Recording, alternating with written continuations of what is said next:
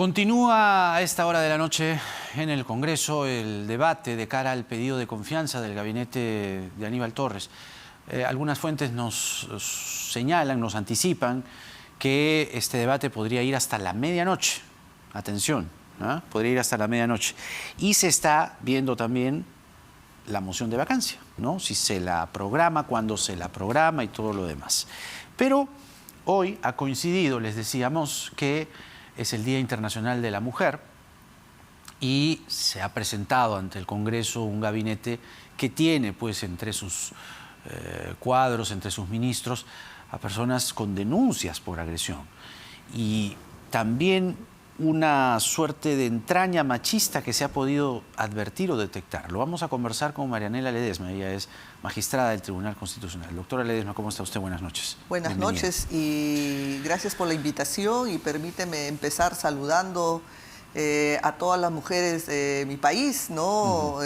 Porque hoy es el día no de la mujer, sino de la conquista de los derechos de las mujeres que a través de siglos nuestras abuelas han logrado para que nosotros tengamos una educación universitaria, para que podamos administrar nuestros bienes, para poder estar en una escena laboral, cosa que hace más de 100 años hasta no era posible, hasta para ejercer los derechos políticos.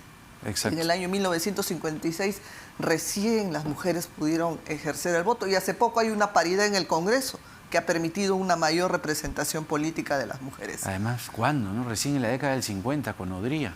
Sí. Se logra el voto de la mujer increíble. Increíblemente. ¿No? Y nada ha sido... Y eso dice también mucho de los derechos que todavía no se conquistan. O sea, esto es una lucha que todavía no ha terminado, ¿no? Exactamente. Y en ese contexto es que se nos presenta en el Día de la Mujer, paradojas de la vida, un gabinete, como lo decía yo en la presentación, con ministros denunciados por agresión, pero con un discurso que tiene pues un olor rancio, tiene un olor vetusto, a naftalina, a viejo, ¿no? A arcaico, que el presidente ha tratado de morigerar con un tuit, ¿no? Ha tratado de morigerar y decir un reconocimiento a las mujeres trabajadoras, ¿no? Que luchan por sus derechos en una sociedad machista. Pero ¿no es una contradicción? Siempre he dicho que acá hay una contradicción entre lo que se dice y lo que se hace, ¿no?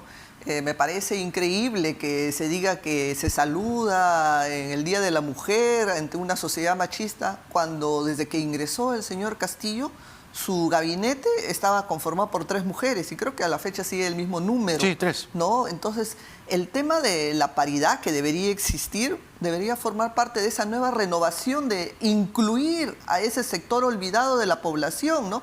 Hace poco escuchaba lo que decía Violeta Bermúdez. El 50.4% de la población son mujeres, pero esa representación no aparece visiblemente en los cargos de control político del Estado, ¿no? Sigue siendo preponderantemente machista. Entonces, en una mirada nueva, renovada, de cambio, ¿dónde está el posicionamiento de las mujeres en estos sitiales? Claro. ¿No? Es incoherente. Pero el ministro del Interior en la víspera nos ha sorprendido con un discurso que yo siempre digo que viene desde más o menos el gobierno de Sánchez Cerro, ¿no? Si acaso. Entonces, con una mentalidad así, ¿qué derechos o qué conquistas se están atacando? Es decir, porque aquí hay, en el Perú digo, ya institucionalmente políticas de derechos y de conquistas que están, que son ley. Entonces, hay conquistas, hay políticas de Estado, para ser más claro, políticas de Estado que se están contradiciendo. Bueno, la persona puede pensar y tener ideas anacrónicas. El problema no es el que piensa, el problema es el que permite que esté ahí. El que lo lleva, lo sostiene y lo mantiene, por supuesto. El señor tendrá esas ideas, bueno, arcaicas, es su forma de pensar, está dentro de su libertad de pensamiento. Pero el tema es, yo cómo coloco una persona que tenga esas ideas y cómo se sigue manteniendo. También está el tema de los pesos políticos, de los controles políticos. Yo no criticaría tanto al señor que piensa como quiere pensar vetustamente, sino a quien lo lleva, a quien lo sostiene, a quien lo mantiene, ¿no? en esa situación. También acá hay que mirar el entorno total de estas cosas. ¿Tenemos un presidente machista? No solo por los indicadores que da en la gestión, podría llevar a decir que sí. Pero aún más, mira, permíteme decir algo. Cuando leí el Twitter del señor Castillo, decía que era hora de pagar la deuda histórica, ¿no? La deuda histórica y cerrar la brecha de desigualdad. Yo voy a hablar ahora como magistrada del Tribunal Constitucional. Hay una sentencia que el tribunal sacó en el año 2018 vinculada con la educación rural en zonas de extrema pobreza, que es el caso conocido como las hermanas Ciesa, porque del año 2018 las chicas de la zona de Amazonas que viven en zonas rurales, que son zonas de extrema pobreza, tienen que caminar 2 horas y luego tomar un vehículo de 2 horas más para ir a una escuela para culminar su secundaria. Estamos hablando del año 2018. El Tribunal Constitucional ha declarado que eso es un estado de cosas inconstitucional. Ha ingresado a la supervisión de esa sentencia. Ha sentado a los funcionarios del Ministerio de Educación el año 2020-2021 para que nos explique cuánto están avanzando en la accesibilidad de la educación. Estamos ahora en un gobierno de un profesor. Me imagino que el Ministerio de Educación estará haciendo más accesible la educación en estas zonas, en estos temas de zonas de extrema pobreza. Ese es un mandato constitucional, es un mandato que se ha dado en una sentencia del tribunal y esperemos que lo estén cumpliendo a cabalidad.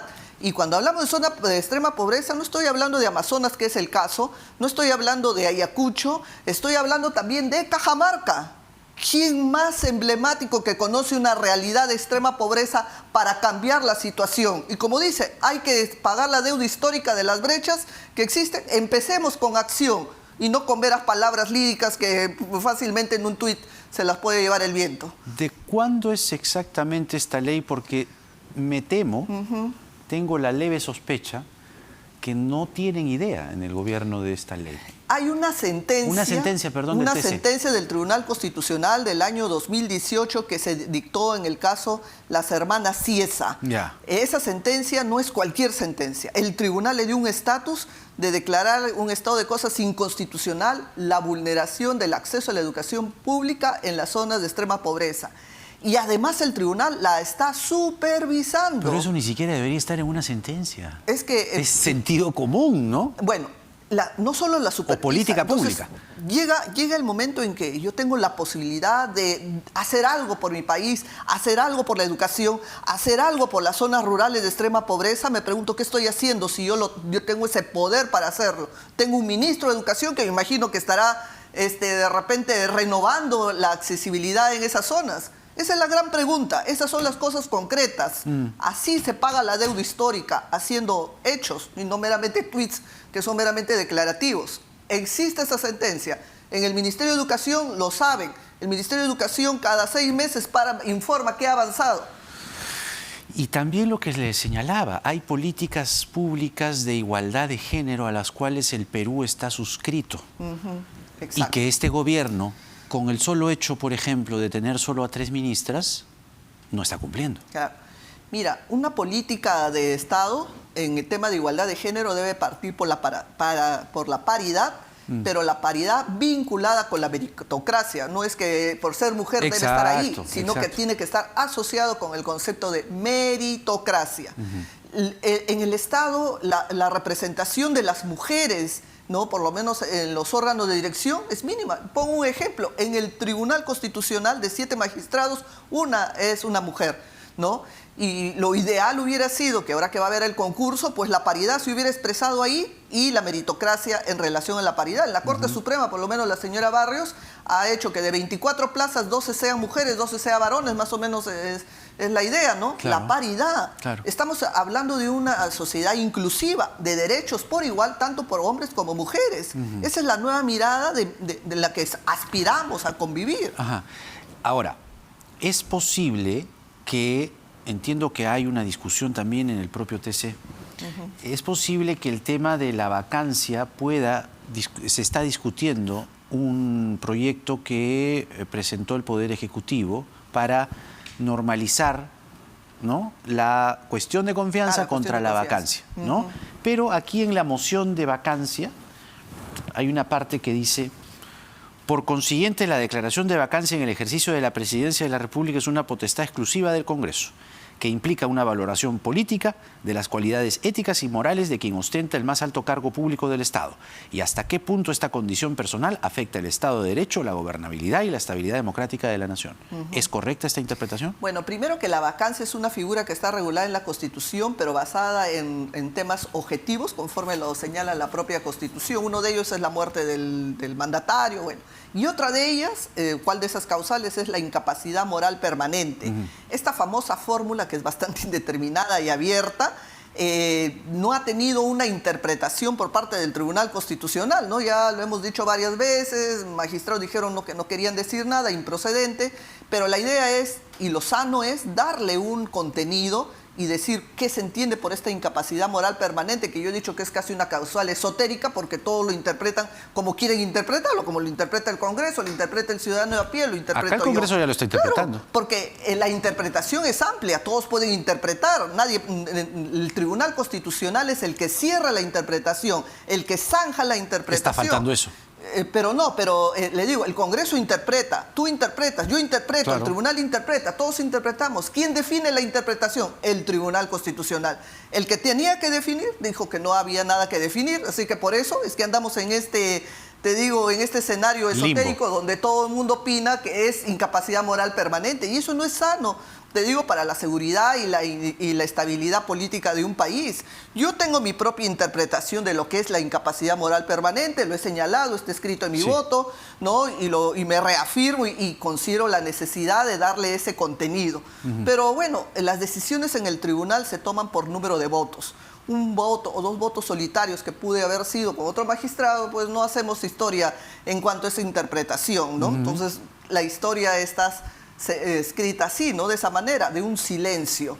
Ahora, el Ejecutivo podría eventualmente pedir una vez más una interpretación al TC, pero ya los votos están contra ello, ¿no? Ya se han pronunciado mayoritariamente que no quieren interpretar la incapacidad moral. Al margen, el Ejecutivo tiene todo el derecho a accionar y a plantear todos los pedidos ante el Tribunal Constitucional, ¿no? No hay ningún impedimento ahí.